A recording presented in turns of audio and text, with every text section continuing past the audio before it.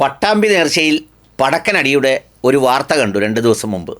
മുബാറക്കായ ശരീരത്തിൽ ഹലാലായ ദണ്ഡനമാണ് നടന്നതെന്ന് എനിക്ക് ആ വാർത്ത കണ്ടപ്പോൾ ആദ്യം മനസ്സിലായില്ല.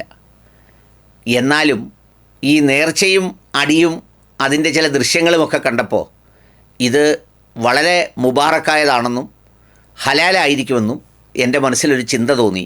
അതിൻ്റെ പിന്നാലെ ഒന്ന് സഞ്ചരിച്ചപ്പോഴാണ് അറിയുന്നത്, നാളെ സ്വർഗത്തിൽ ഒരു മുതൽക്കൂട്ടാകുന്ന തരത്തിലുള്ള പടക്കനടിയാണ് ഈ സ്നേഹം കൊണ്ടും അതുപോലെ തന്നെ നേർച്ചയോടുള്ള പ്രേമം കൊണ്ടും ഒക്കെ ഒരു സമൂഹം വാങ്ങിക്കൂട്ടിയത്. എല്ലാം ഇപ്പോൾ ഒരു പൂരത്തിൻ്റെ നാളുകളിലേക്ക് പോകുമ്പോൾ ഇസ്ലാമത വിശ്വാസത്തിനും പൂരമില്ലാതെ പിന്നെന്ത് പൂരമാണുള്ളത്? വളരെ വിചിത്രമാണ് ആ ചരിത്രം. ഏതായാലും ആ അടി വാങ്ങിച്ച പോരാളികൾക്കെല്ലാം പടച്ചതമ്പുരാൻ നാളെ ആഖിറത്തിൽ വണ്ണമായ പ്രതിഫലം തരികയും ഓരോ അടിക്കും ഇഹലോകത്ത് വെച്ചുള്ള ചെയ്ത തെറ്റുകളിൽ നിന്ന് മോചനം നൽകുകയും ചെയ്യട്ടെ എന്ന് പ്രാർത്ഥിക്കുന്നു. നിഷ്പക്ഷ നിലപാടിൽ അതിനെക്കുറിച്ചാണ് എനിക്ക് പറയാനുള്ളത്. ഇപ്പം മൊത്തത്തിലൊരു പൂരത്തിൻ്റെ കാലമാണ്. പല സ്ഥലങ്ങളിലും പലതരത്തിലുള്ള പൂരങ്ങളുണ്ട്. തൃശ്ശൂർ പൂരമുണ്ട്, കൊല്ലം പൂരമുണ്ട്, പിന്നെ എൻ്റെ നാട്ടിൽ പന്മനപ്പൂരമുണ്ട്. ഇത്തരം സംഗതികളൊക്കെയുണ്ട്. ഇതൊക്കെ ചെയ്യുന്നത് ഹൈന്ദവ മതവിശ്വാസങ്ങളിൽപ്പെട്ട ആളുകളും അതോടൊപ്പം തന്നെ ക്ഷേത്രവുമായൊക്കെ ബന്ധപ്പെട്ടാണ്. എന്നാൽ ഇസ്ലാം മതത്തിനും പൂരങ്ങളുണ്ടെങ്കിലും ഇതുപോലെ പൊടിപൂരമാകുന്നവ വളരെ കുറവാണ്. പല സ്ഥലങ്ങളിലും ചന്ദനക്കുട ദേശീയ മഹോത്സവങ്ങൾ അടക്കമുള്ള വളരെ പ്രസക്തവും പ്രശസ്തവുമായ ധാരാളം സംഗതികളുണ്ട്. ഇതിപ്പോൾ ചന്ദനക്കുട ദേശീയ മഹോത്സവം പോലെ 586-മതൊന്നുമല്ല, ഇത് 100-ന് പരിസരത്തേ എത്തിയുള്ളൂ. നൂറ്റാണ്ട് പഴക്കമുള്ള പട്ടാമ്പിപ്പൂരം. ആ പട്ടാമ്പിപ്പൂരത്തിലാണ് ഇത്തവണ പടക്കനടി നടന്നതും പോലീസുകാർക്കടക്കം വളരെ ഗുരുതരമായി പരിക്കേറ്റതും. നമ്മുടെ ജാഥയിലെങ്ങാണം വേറെ ഏതെങ്കിലും ജാതിയിൽപ്പെട്ടവരോ RSSകാരോ BJPക്കാരോ ആണ് കാണിച്ചതെങ്കിൽ കത്തിയേനെ. ഇതിപ്പോൾ നമ്മളൊക്കെ തന്നെ ആയതുകൊണ്ട് ഈ അടിയൊക്കെയും ഒരു സന്തോഷകരമായ കാര്യമാണ്. പ്രത്യേകിച്ച് തങ്ങളിപ്പാട വൈക്ക് വേണ്ടിയാവുമ്പോൾ അങ്ങനെ അടി കൊള്ളുന്നത് ഒരു പുണ്യവുമാണ്. ആദ്യം ഈ അടിയൊന്ന് കാണാം.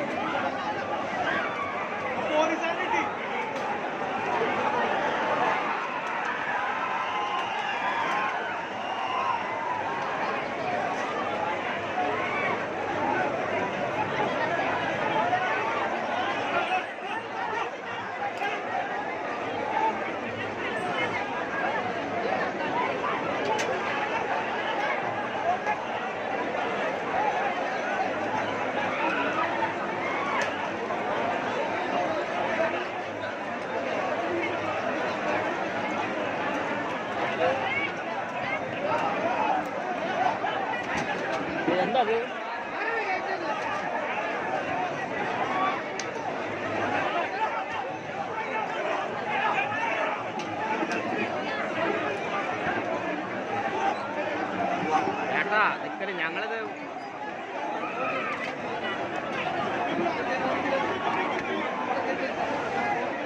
ചേട്ടാ എന്താ എല്ലാവരും തന്നെ വിളിക്ക്. ആരും അട്ടോർന്ന്